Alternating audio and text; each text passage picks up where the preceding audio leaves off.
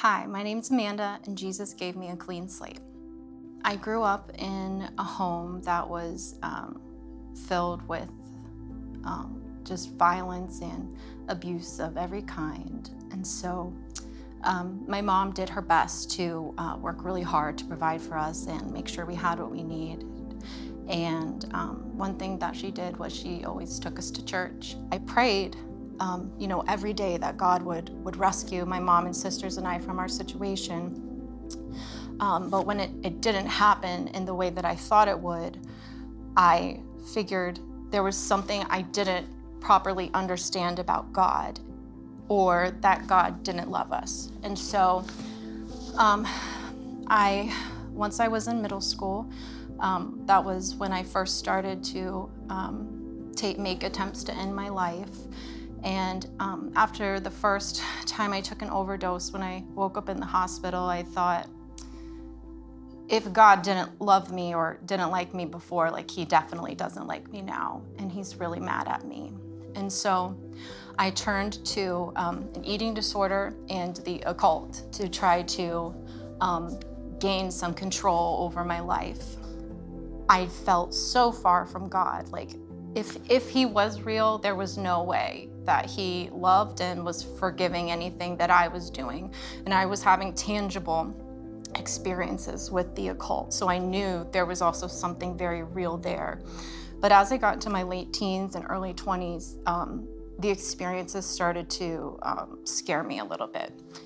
And so I ended up kind of backing away from that and turning more towards New Age and the law of attraction and things like that. And I thought, well, maybe I can manifest myself a better future. And so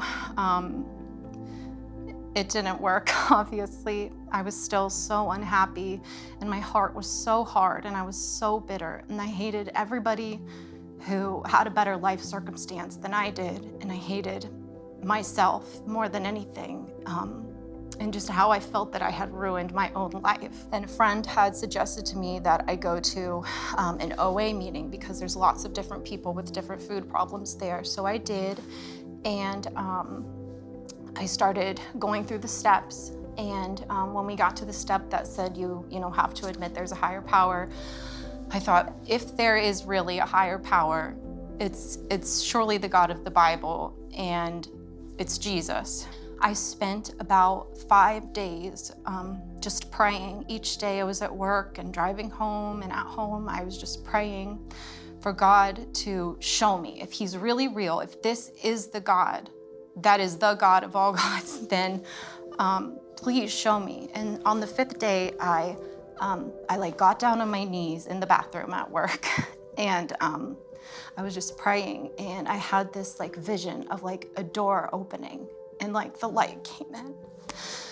And I knew that God had never left me.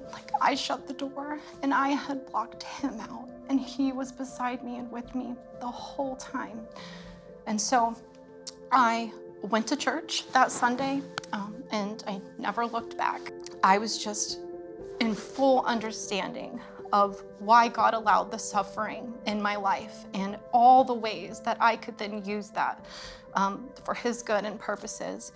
And to know that when you're that shameful, broken, sinful person, it's like Jesus meets you there, and he's like, no, I love you. I already know everything you've done, everything you're doing now, everything you've ever done. And all the bad things that you've been through were not meaningless. They weren't for nothing. And I'm going to use them all for good things. And God gave me such a fresh start to serve him using the gifts that he gave me.